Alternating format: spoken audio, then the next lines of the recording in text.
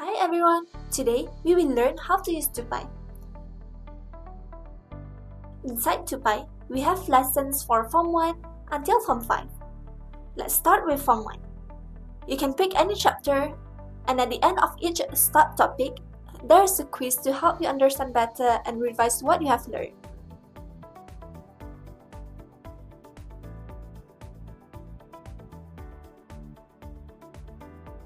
If you look here, we also have an AI chat box. This is where you can ask any question you don't know how to solve.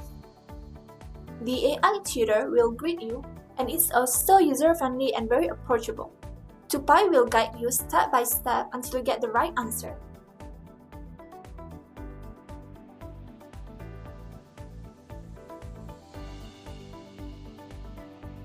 You can also check which chapters you have already studied and look back at your previous chats and notes anytime you need. There's also a calculator you can use, just like a real one. You can also copy and paste your answers into the answer box, so you don't have to rewrite everything again. We also have a practice section, plus trial papers and past year papers, but I'll show you those in the next video. And if you're not comfortable with English, you can switch to Malay anytime.